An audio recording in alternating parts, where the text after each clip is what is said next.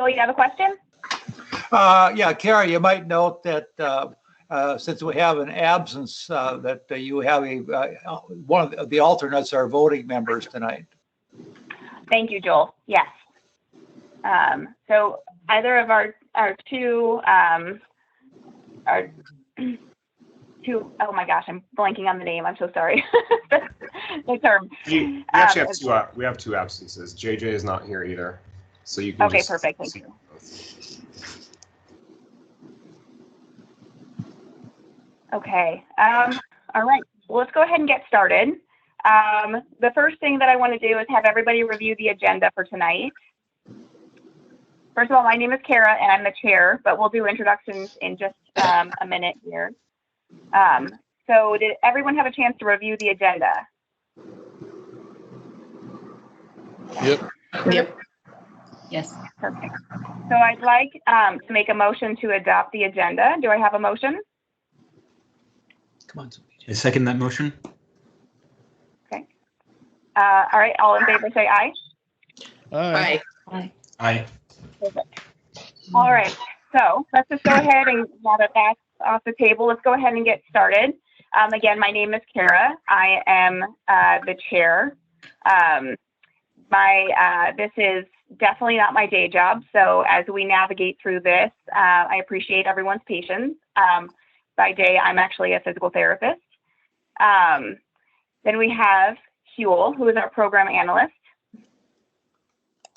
And then we have Isaac. And Isaac, I forgot your job title.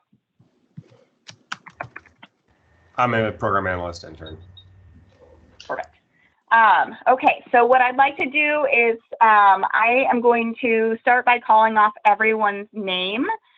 Once I call your name, you can either raise your hand or unmute yourself and say aye. If you do unmute yourself, if you could please mute yourself again, that'd be fantastic.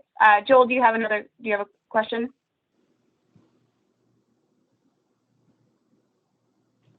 Okay. Sorry. Oh, that's okay. All right, so we said JJ was absent and Michael Leipzig are absent. Paul Federick. Dana Pritchard.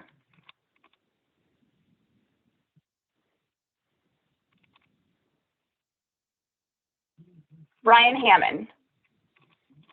Hey. Kim Holmes.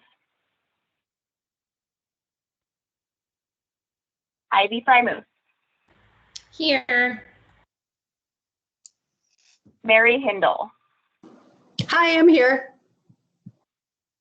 Elizabeth Church. Aye. Andrew LaFrenz. Here.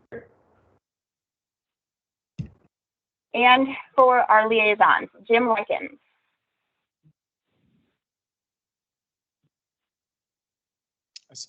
I saw Jim down in the bottom there. I think he is with us this evening. He might be. I saw him as well. Rocky Schwalge. Here. Brian Hogue.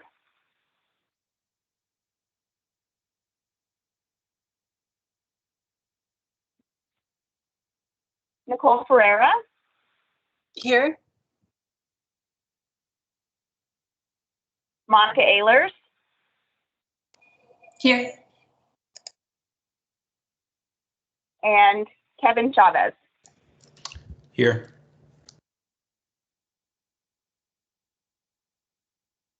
All right, that is everybody I have on my list. Huel, did I miss anybody? I'm going to leave that one to Isaac. It looks like he's got his hand up. Go ahead, Isaac. There are a couple of people on dial-in numbers. If you could please identify yourself in order so I can make sure to include you on the minutes as attending.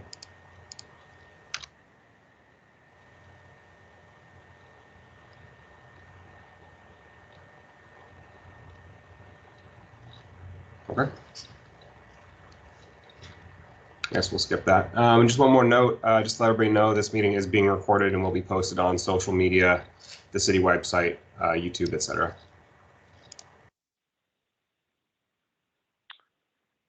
Good evening, everyone. This is Brandon Wachowski. Hi, Brandon.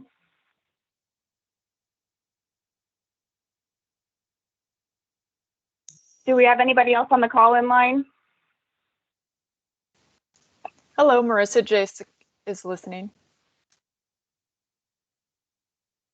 Hello.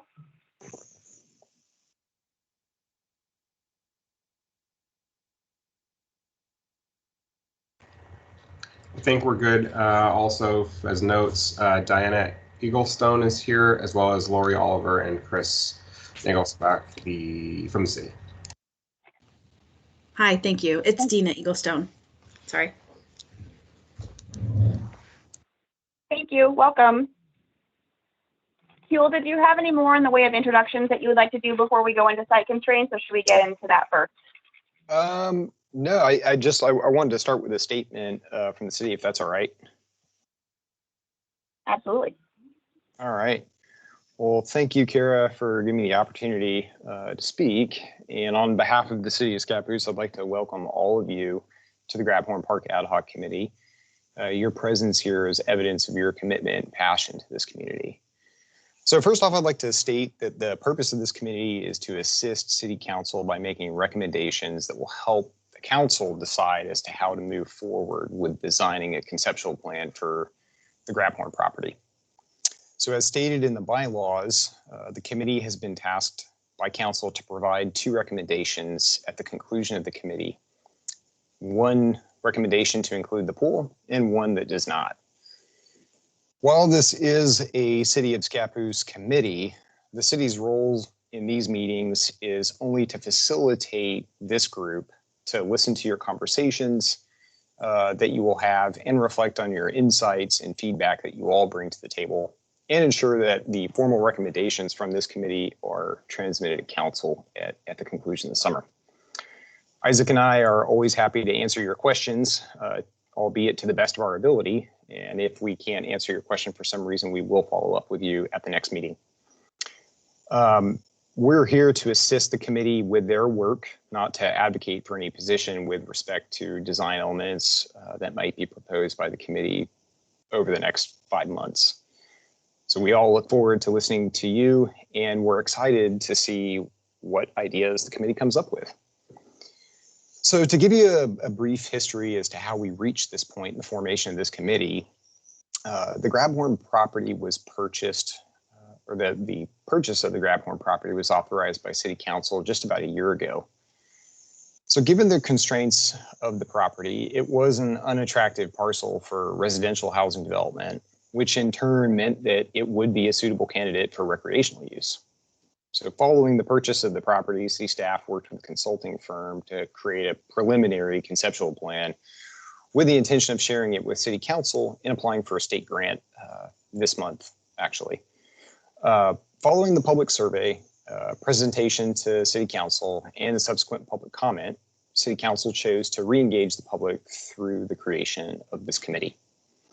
With that, I'm going to go ahead and turn it over to City Planner Lori Oliver Joseph and City Engineer Chris Nagelsbach to discuss some of the site constraints that led to the first conceptual plan that was presented to Council back in November of last year.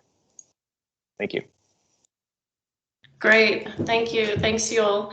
Well, good evening. My name is Lori Oliver Joseph, and I'm the City Planner for the City of Scappoose. I'm here tonight to go over some of the site constraints on this parcel, which you will need to keep in mind as you go through the exercise of developing a few different site layout options for council's consideration. If you want to just kind of have at your ready the preliminary site plan, I believe it's page 1 of 92 in your exhibit packet. At the bottom right, it says Grabhorn Park preliminary site plan. So I'll refer to that a little bit as I discuss the site constraints. The 2 things I guess I would like for you to just be aware of on this site plan is the floodway boundary. The floodway boundary is is just to the side of the proposed path that runs along the creek. It is called out. It's a kind of a dotted line, dashed line, and it says floodway. And then further towards, more towards the middle of the site is the 100-year floodplain boundary. It sort of zigzags through the site, but it's more runs kind of north-south through the site. Thank you. Perfect, Huel or Isaac. So as you can see, one of the main constraints on this parcel is the fact that it is located partially within the floodplain, just like Veterans Park is to the south. The floodplain involves both the 1% annual chance floodplain, which we commonly refer to as the 100-year floodplain, and the floodway. And each of those have specific regulations that apply to them. The Development Code chapter that governs development within the floodplain and floodways is chapter 17.84. The thing you need to be aware of is that whatever the final design ends up being, it will have to comply with the requirement that there is no net fill within the 100-year floodplain boundary. So in other words, you can place fill in the floodplain, but you would have to remove an equal amount of soil within the floodplain in order to offset the fill that was placed. And so we refer to that as a cut fill balance.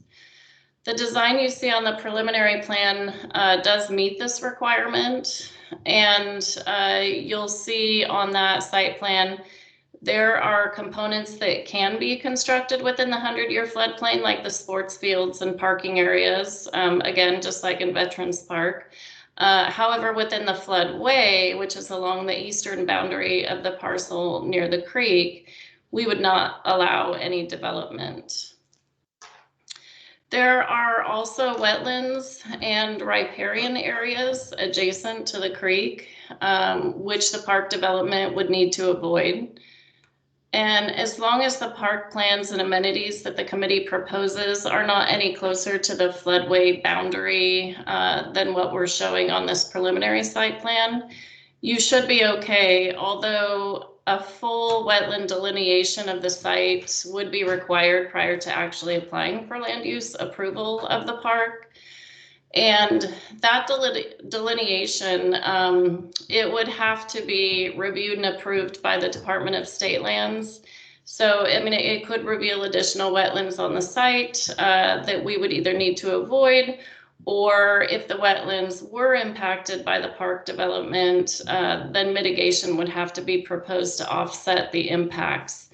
But we don't have that final determination yet, so we just ask that you keep clear of, the floodway area for now. And then staff will work through any wetland issues later on when the time comes. So this property is zoned R1, which is low density residential.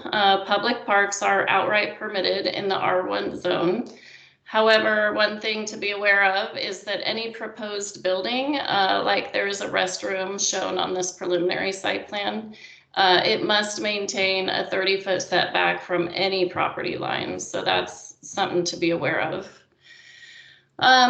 So again, the main constraints here are going to be related to, the creek and environmental concerns as far as the floodplain and such, but the site plan you're seeing here does initially meet those main criteria, but again, is no way 100% vetted because it hasn't been through land use yet. So that summarizes the main constraints on the site. So I'm going to turn this over to City Engineer Chris Nagelspaw next. He's going to briefly go through some of the site elements that the committee could consider. And then as you're going through your exercise of site planning and any questions come up related to the floodplain or wetlands, Isaac or Huel will work with staff to make sure you get the information you need. So Chris. Thanks, Lori. My name's Chris Nagelspaw. I'm city engineer, and I was a part of helping the consultant sort of go through the iterative process of trying to fit both the soccer field, the softball field, and the pool on the site. So I'll just sort of point out, what we were, what we started with, and then why, as you think through this, some of the elements that you'll need to consider. So obviously there's those three large elements.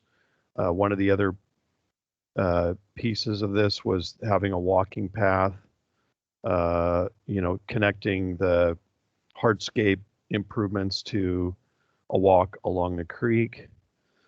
There also needed to be ADA access to the fields and between the parking at the pool parking lot to the softball field. There was an existing house that we had to consider. There wasn't a desire to remove that at this time, so we kept in the plan. With any development, when you're creating new impervious surfaces, you have to mitigate the runoff for that to match existing runoff patterns and rates. And so you'll notice various storm facilities there that detain those storm events. So that's something that would have to be considered. Another note there is that there's a possibility of these facilities serving more than just this property, perhaps some of the upper basin if there's enough land to do that. And finally, we had to consider that the Columbia Soil Water Conservation District was going to be doing a benching project along the creek, and we had to we had to sort of make sure that we weren't impacting that in any way. A couple of other effects of this was that we were looking at the opportunity to reroute a sewer line from going underneath the creek and running it in the new roadway alignment, and also to loop water from Veterans north to Northwest E.J. Smith, because currently there isn't a connection there. There's no connection from south of Veterans to Northwest E.J. Smith from that high zone reservoir. I mean, in the low zone there isn't. So those are the site elements. When we were working with the softball field and the soccer field, as everyone's well aware, there's certain things to consider with those. There's slopes that need to be considered. Certain cross slopes that you're limited to. There's the appropriate kind of off the field area to allow for teams and spectators. So we tried to make sure that there was plenty of room for all of that. All of the associated parking with those events as well. So some of the parking for those events would be accommodated in the lot there around the pool, and a lot of parking was also being utilized on the roadway, the proposed roadway there, so that that could handle all of that use. Also, there's a small lot down by the house that would help with those, and there's numbers given on the plan. I believe, yeah, there's numbers given on. I don't know if they have the preliminary site plan that was a part of the consultant package, but there's parking information on that plan. Isaac, do they have that as a part of their packet? Yeah, I'm actually screen sharing the drawing of the conceptual plan currently. Hey, Isaac, if you scroll down, it's on there. Just slightly. Yep. Oh, there we go. There we go. There's the parking numbers. Let's see.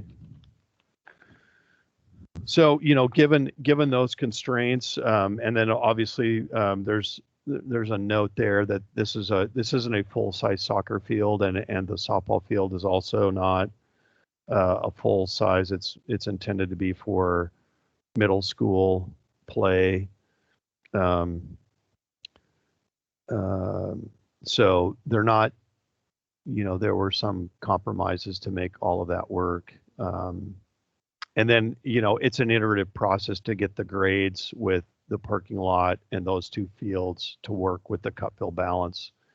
Essentially those fields have to be fairly flat. And so there was a lot of iterative work to get that to both layout and to make the grades work for, a typical parking lot and to meet ADA requirements. So all of this is, with regard to the road and the frontage improvements, we are complying with our Public Works design standards and applicable municipal code. And also we vetted this design against our master plans, our current master plans, and the intended utility connections and road, etc. And finally, just point out that EJ Smith in this exhibit shows its proper right-of-way dedication as a neighborhood route, which required a 60-foot right-of-way. The existing right-of-way is 40 feet along most of the frontage, so a 10-foot right-of-way dedication was required for the park to be developed. So is there any questions on that? Chris, it looks like the parking lot by the house is potentially 3 feet below the 100-year flood. Is that acceptable? As long as if it's not in the it can't be in the floodway. That's correct. Okay, thank you. Paul also had his hand up, so I want to go to him next. Thank you. Hey, regarding the parking, I don't think it states that the overflow parking that's on the south side is removed. So the overflow parking that's used for events that's in the field. So basically the additional parking stalls gained is probably not 67 unless I'm missing the calculation, correct? Because the parking lot was put into the same area that the overflow parking is now. So you're going from a field that is multi-use, but then for an event, for instance, they can park in the overflow parking. So that parking was here, it's here now. And then in this plan, you're putting a parking lot there, which will be 100% parking all the time, even if no one's parking there. So the actual parking stalls gained is probably not 67. Am I seeing that correctly?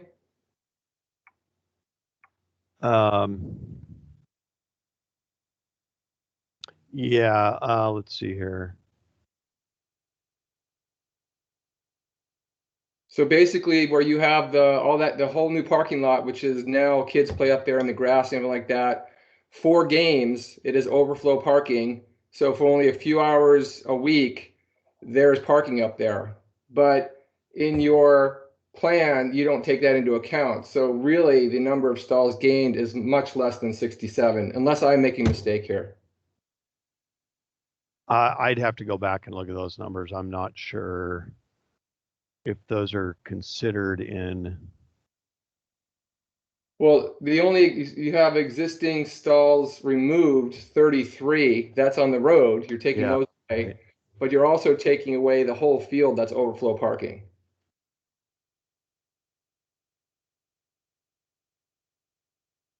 Yeah, so there's new, I don't know how many stalls are in that overflow area, the grass area there. Yes. I don't know what the number is. Yeah. Yeah, I don't know what that number is. This is Hugh White. Just for clarification, the city is not proposing this plan to the committee. This is just an account of where we initially started. That's It's not necessarily that you have to think of parking in this terms or in these terms. The committee has the ability to propose whatever site amenities they think are important, or make recommendations as to what they think should be included or not included.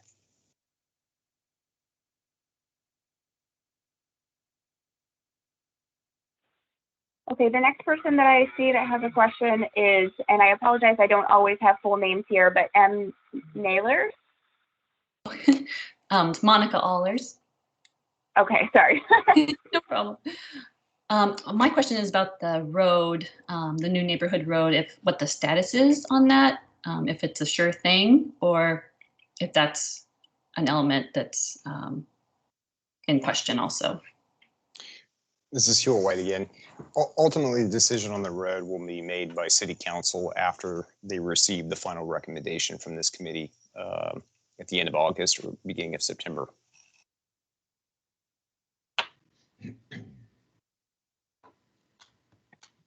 Okay, Elizabeth? You may have already answered this, because it's just kind of, I was looking at the pool and there was a restroom up there, but, there would have to be something else besides that, like a locker room, how they have, it'd be attached with showers and that kind of thing for an outdoor pool. I mean, it doesn't have to be anything big, but they're going to have something. Also to take money, their equipment, all that stuff has to be stored in there. Anyway, I just thought I would throw that out there. I think that's a good consideration. Thank you. Okay, I have Kim next. Hi, Chris. Thank you for that overview. So I would imagine the utility connection tie-in would probably be best to do at the same time as the road. But my question is, can those things be considered mutually exclusive? Can we meet the needs of that utility tie-in without a road potentially, or does that have to be considered as kind of a bundled package? Well, it would certainly have to be designed as a bundled package, whether or not you did the road and the utilities at the same time. Those could be split up. You'd certainly want to put the utilities in as if the road were going to be there, or some road was going to be there. Could the same utility work be done without the road construction? Well, the work could be done, but in terms of the design and layout, it would have to be done in such a way that you considered a road alignment. Does that make sense? Yeah, I guess it does. Because you have to sort of honor the grade of the road if at some point in the future there is a road, and in any case there would be some sort of a road there to access those utilities. Have you guys done any forecasting on numbers saying like this is what the utility connection would be without a road? This is what the utility connection would be with a road? I'm just trying to understand what our kind of range of options are for considering. Well, you mean in terms of alignment? Mm-hmm. Well, they would essentially be in that alignment because they would serve the property to the west, and they're out of the floodplain. They're essentially where they're where a road would be if, and in some cases, yeah,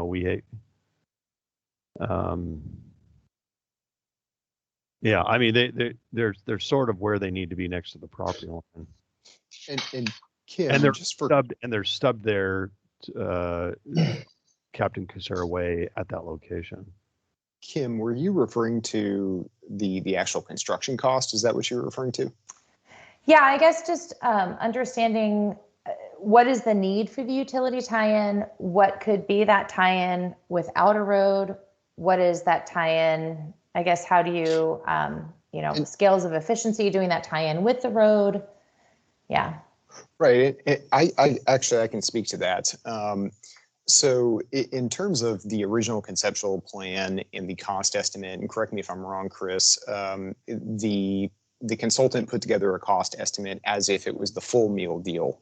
So with construction projects, you have mobilization costs to essentially, get the contractor with all of their equipment and permitting, and all of those things cost money that are factored into the cost of a project.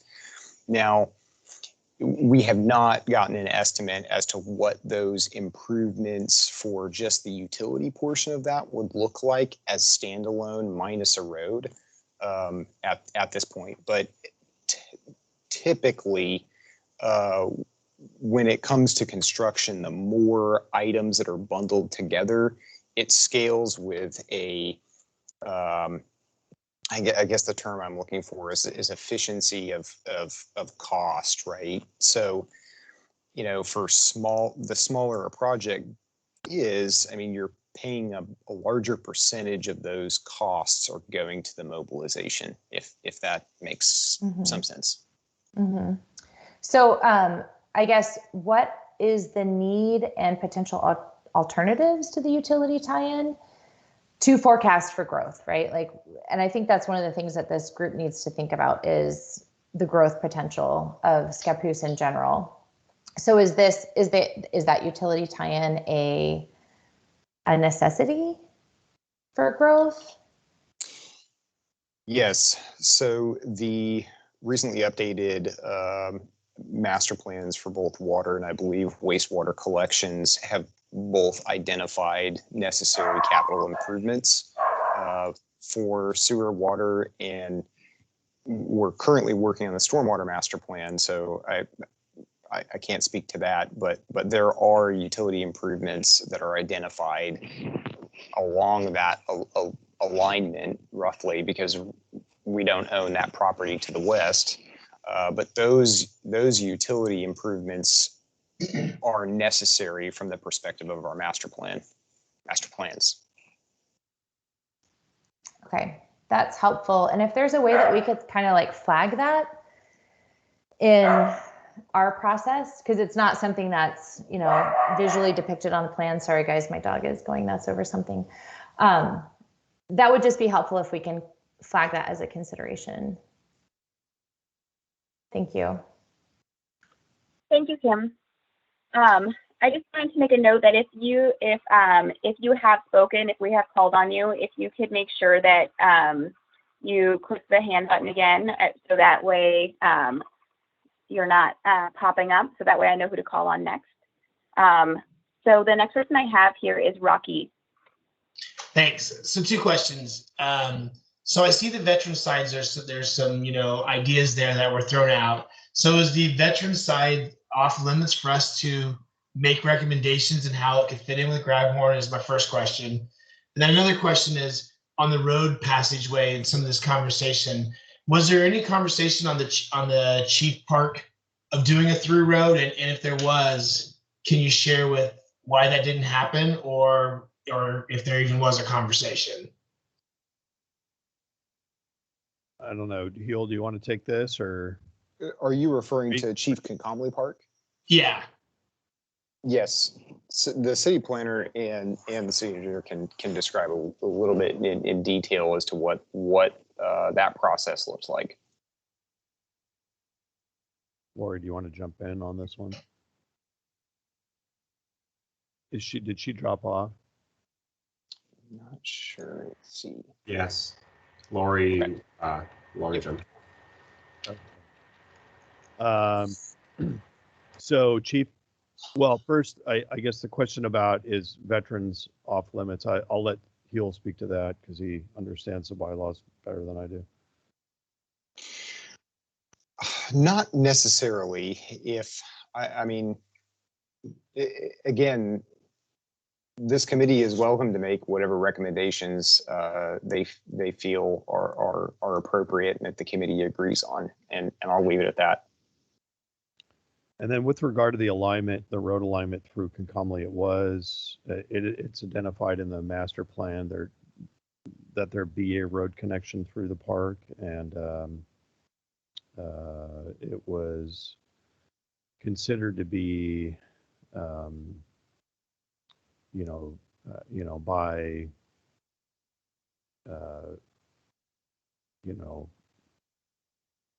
the city manager to be, detrimental to the function of what was trying to be, the site elements. And so as a compromise, it was created as a multi-use path with, it was made wider to accommodate bikes and pedestrians. But the master plan does identify a road there.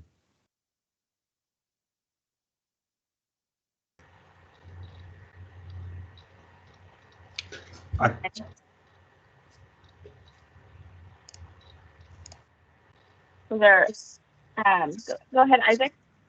Regarding that road through the park that you were just talking about, Chris, I thought there was conversation about that road not being able to make the cut fill balance there along the floodplain, similar to what has to happen with this development as well. Correct. That's correct. That was really the deal breaker on that.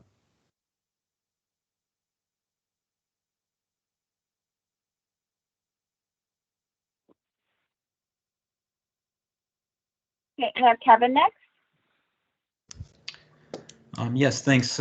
I was actually just curious, Chris, in the development of this concept, where would I be able to find material that references the goals and objectives for what is included in this park? Well, I think that's the point of the committee, if I'm not mistaken. Huel, feel free to jump in, but these were elements that were given to us to work with, and so I think you're free to. Okay. Sort of so it sounds like then it's and sorry to interrupt. It sounds like that we have, I guess, a duty to recommend what could or could be left off. Right. So if yeah, I believe that's correct. Okay. Absolutely, that is our role. So I wanted to, after the site presentations, I will begin to go more into that, but I know that they have time constraints, so I wanted to get to them first. I will, we have a lot of data that we can go off of to begin to make those, including a large community survey, and our master plan, and all of those will be playing a role into the things that we ultimately choose for this site.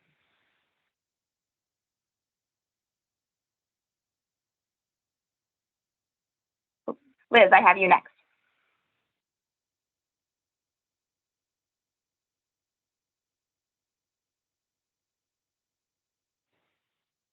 Elizabeth, do you have your hand raised?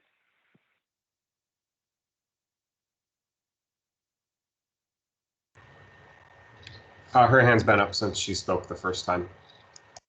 Oh, okay. Thank you, Isaac.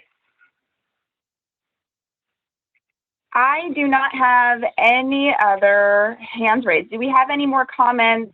Oh, Dana, go ahead. I'm just wondering if you guys want me to talk about the stream project or if that's still to come. Absolutely. I think now is a good time, Dana. Awesome. So I'm Dana Pritchard. Sorry, I have a lot of sun in my eyes all of a sudden. But I am the coordinator for the Scappoose Bay Watershed Council, and we did the design for the stream restoration. So I just wanted to give everyone a little background on what that entails and how we came to that, and how what we're proposing to do there could be useful for the overall planning of the rest of the parcel there. Hold on,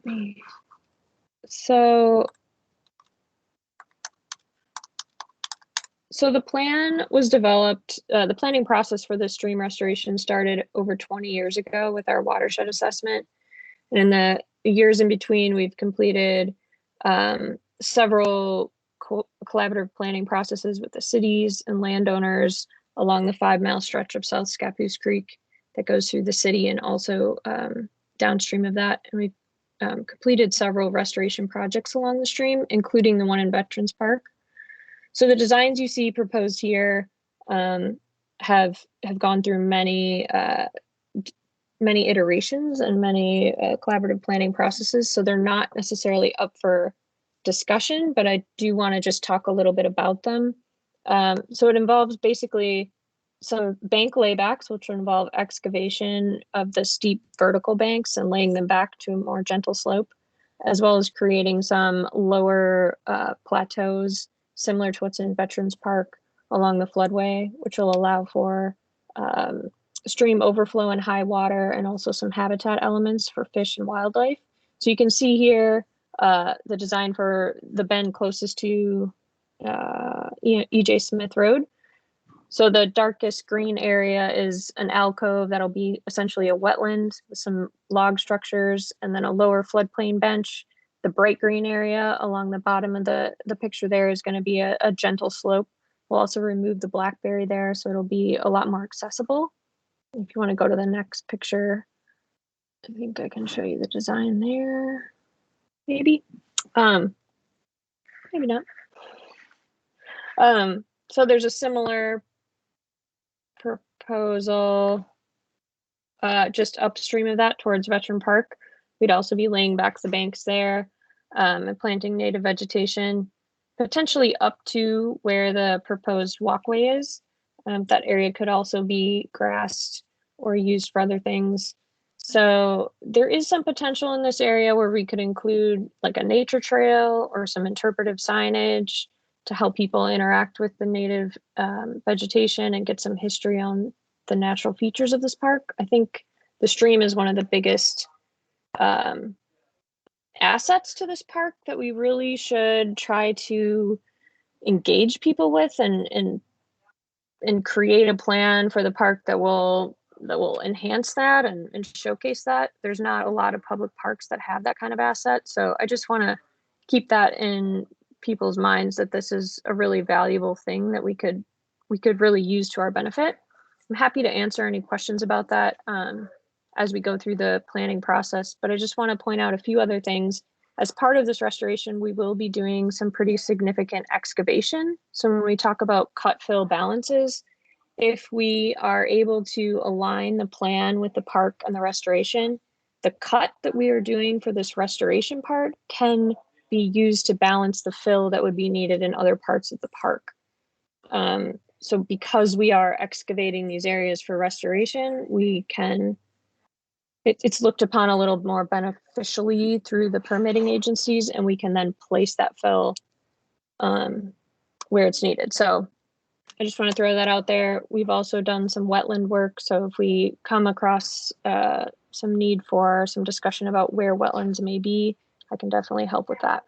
That's all I have for you for right now. So if anyone has any questions about that part of the plan, there's the overall plan. So you can see the tributary, the little side stream that comes in here, and the proposed cut fill banks that we're proposing there. So that's all I have for you. If you guys have any questions, just let me know. Thank you, Dana. Go ahead, Kevin. Yeah, Dana, I was just wondering what the timeline for this project is. Sure. So we are submitting this for construction funding right now. We should find out in October if this has been approved for funding. So we could potentially start construction in the summer of 2022. If we need to push that back to align with park construction, it could be pushed back another year. But we'd like to get this done within the next 2 years if the funding is available. Okay, Paul. Yeah, so one of the things here I see is we're kind of looking at this park just by itself, which is good, but there's a lot of other things out there. For instance, the Economic Development Committee, or the Economic Development Plan is to revitalize First Street. There's a lot of money been spent already on revitalizing First Street and a plan there. It seems like this road that's being built would basically bypass First Street. So I don't know if anyone's thought about that, but looking at adding a road that's directly parallel and in direct vicinity of a street that we're going to spend a lot of money on to revitalize, I think that'd be interesting to talk about, because I haven't heard anyone say anything. Secondarily, if you look at the 2016 Parks Plan, that Scappoose put together, you can see a corridor all the way down the creek that is targeted to perhaps be able to purchase land. So for instance, the land directly south of the current park, the Veterans Park, has been targeted as a 17-acre parcel that could be purchased. And so you look at this big picture and you go, well, geez, are we looking at here just the veteran slash Grabhorn property? And should we be looking more at these other areas that are already been targeted, you know, geez, 5-6 years ago, and how our actions are going to affect that bigger picture? I think that's absolutely something that should be looked at as a whole. And as we go along, we'll begin to break apart like the different components of the park, the different components of the needs of the city in conjunction with those future elements. Did you have a specific question for Dana? Well, yeah, because so Dana is working on her project, but ultimately the park's master plan would continue all the way down the creek. And so, you know, just in general, I was just wondering, like, you know, we're kind of looking just so directly right now at this small little area. And, you know, overall, there's a much bigger plan that was put together, you know, 5-6 years ago already. And are we thinking about all that right now? Like when she started talking about the creek restoration, the 2016 plan talks about that quite a bit as you head south from where we're looking at today. Dana, did you want to speak to the future components of the park restoration? So as far as the South Scappoose Creek restoration plan, it includes the entire 5-mile, like lower 5-mile stretch of South Scappoose before it meets Scappoose Creek. And we will continue working with private landowners or the city or whomever to implement that plan. So when we started, when we started the design for this property, we were working with the Grabhorns as a private landowner. So our efforts, I guess, to complete the stream restoration projects are not necessarily tied in with who owns the property, but we will continue working towards those efforts through that entire stretch. I'm not sure if that answers your question, but it is our goal to make that whole 5-mile stretch an improved habitat area. Yeah, that does answer it. Thank you. I didn't really know if that was encompassed the whole thing. Thank you very much. Thank you, Dana. Brian, go ahead. Oh, I wasn't sure which 17 acres. Is he talking about Chief Comley? Because back then that was just an empty lot and the city does own that. So I'm not sure if he's talking about that parcel or the one that's to the south of JP West, that empty parcel there. So I can't see on the map which parcel he was talking about. So I just, maybe some clarification on where that 17 acres was at in the original plan. I thought it was Chief Comley's, that 17 acres. That's the 17 acres South Scappoose Creek, just south of JP West. So, you know, if you want to go on the Scappoose, okay, you can see the whole parks plan. Okay, all right. I just want a clarification. I wasn't sure which parcel you're talking about. Okay, now I know. Okay, thank you. Thank you, Brian. Mary? Yeah, hey, I apologize if you've already addressed this, but I'm curious to know if the property owners for that parcel of land that you're talking about just south of JP West, have they been approached by the city as far as purchasing that land? I'm just curious to know, in the event that they have the opportunity to sell it, you know, I'm just curious to know if Scappoose, the city of Scappoose, has, you know, indicated their interest. My second question has to do, well, never mind. Let's address this one first. I don't want to go off topic, and the second one actually would. So can you answer that question first?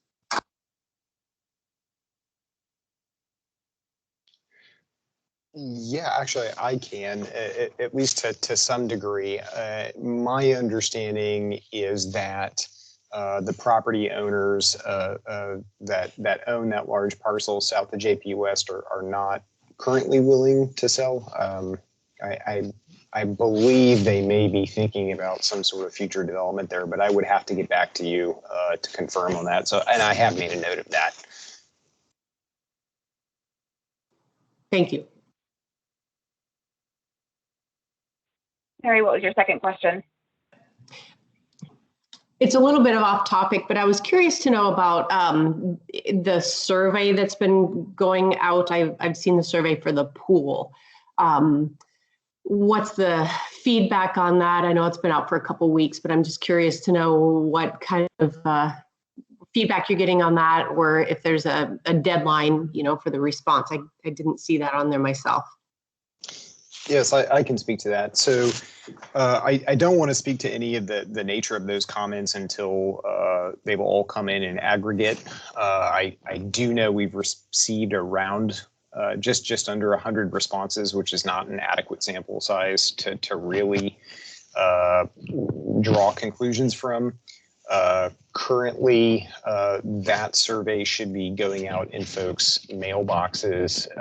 Those who receive their utility bill and newsletter in paper form, that should arrive at the end of next week. We want to have 2 runs in the newsletter, and so we're looking at sometime early June. I have received that question a couple of times this week, so I will bring that up with the manager and we can share that with council.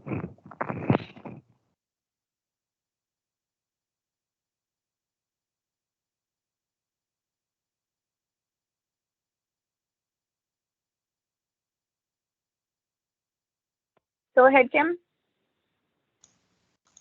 Yeah, thanks, Kara. I just want to be respectful of time. And I think, Kara, we had talked about kind of framing out what we want people to do for the next meeting and the preparation for that. Do we want to move to that? I do. I didn't quite hear the last thing that Huel said. I wasn't sure if there was some feedback on his end. Did everybody hear what he said? I did not hear that. No, okay. I did not. Okay, what I had mentioned is we're tentatively looking for early part of June. I think your mic is, yep.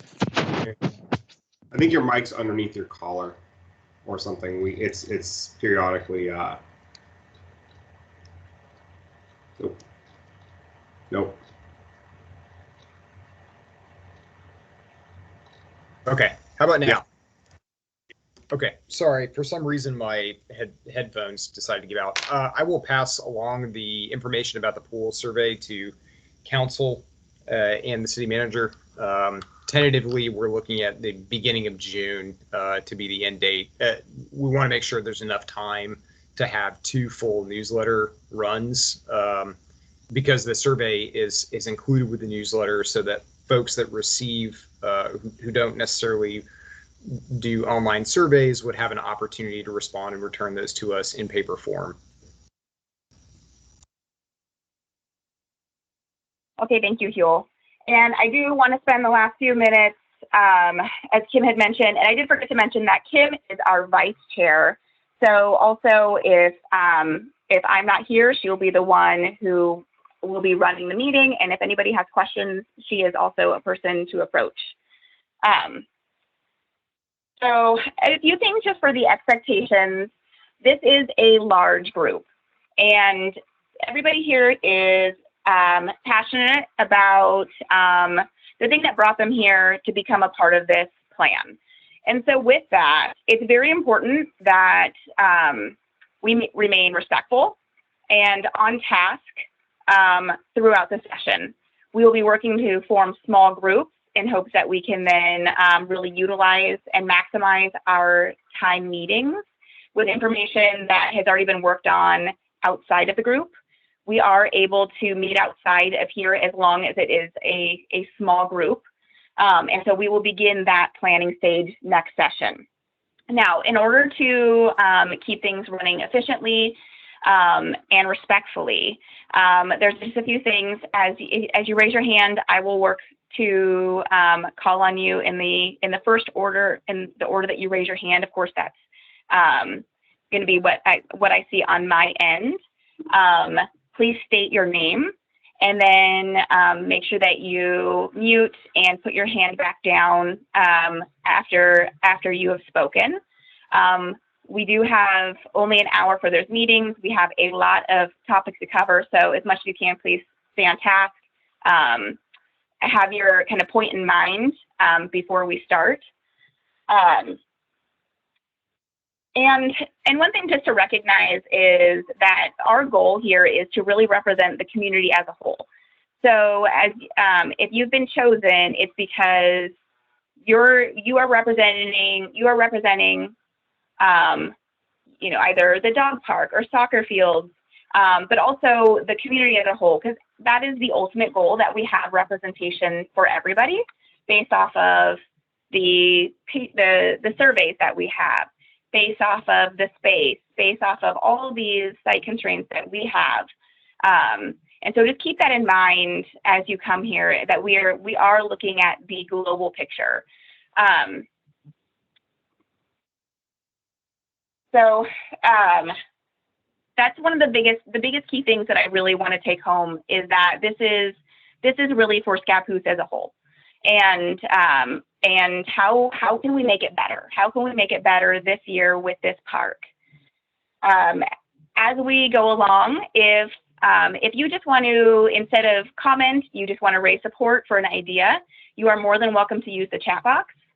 Also, if Kim or I or Huel or Isaac don't see your hand being raised, you can also write something in the chat box and say, like, hey, can I be next? There might be something on our end that we're just not quite seeing.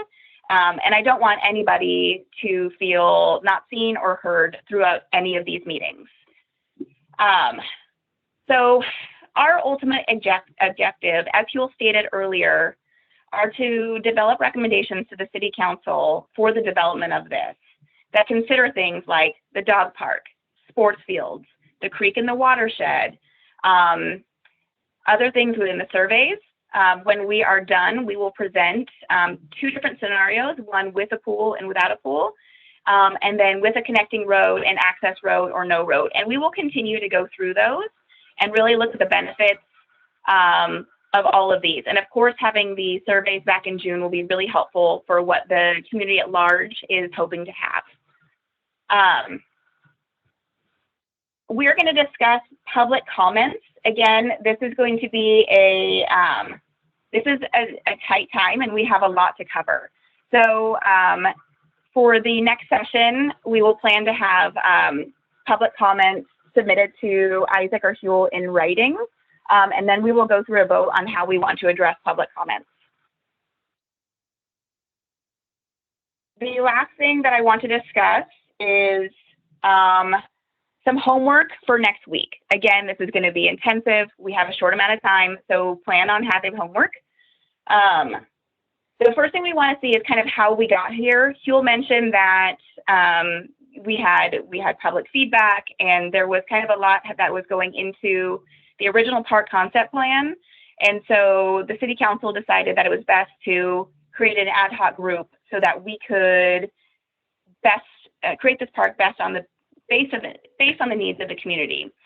So in the very large packet, there is public feedback from the park survey, the land space, and the original park design. Please review that for the next session. And then we also would like you to review Grabhorn key considerations, which will help us organize into some small work groups so that we can make sure that we can deep dive and make the most of our time. I do like to get out on time, so it is 7 o'clock. So with that being said, unless somebody has something very, very pressing that they want to discuss before the next meeting, I would like to get ready to adjourn. Huel or Isaac or Kim, do you have anything?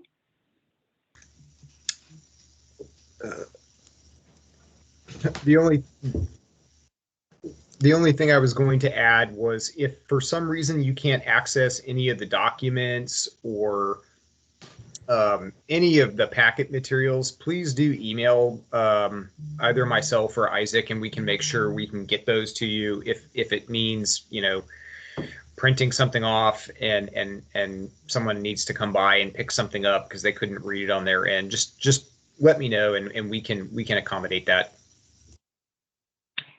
Thank you, Huel. Brian, go ahead.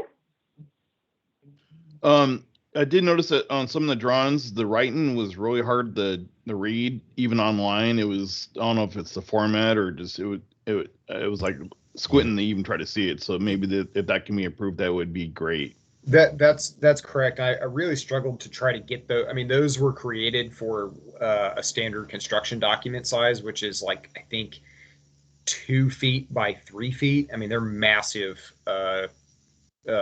pieces of paper. So I tried to shrink it and condense it so I could send it via email. But I agree with you. They're incredibly difficult to see.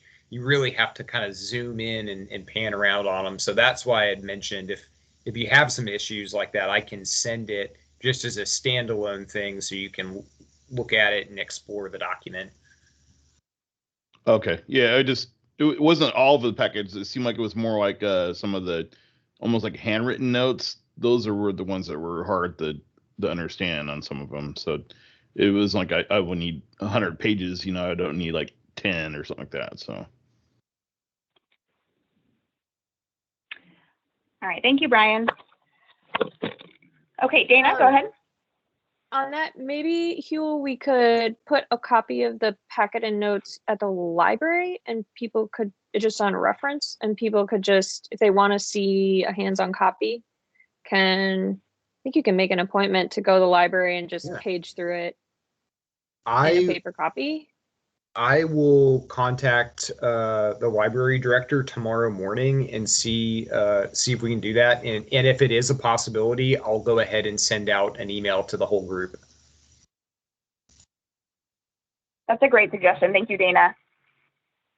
Okay. All right, everyone. Well, great first meeting. I'm very excited at all the questions that everybody has, and I'm really looking forward to this process. So with that, let's go ahead and adjourn. Again, feel free to reach out to any of the 4 of us in between now and our next meeting if anybody has questions, thoughts, concerns, and we can make sure to put that on the agenda or address it right then. All right, everyone. Have a really good night. Thank you so much. Oh, thank you. You as well. Yeah, what was that, Kara? Next meeting is May 20th. Just wanted to make sure that was out there. May 3rd is the next meeting of this group. May 3rd. I'm so sorry. I'm thinking okay.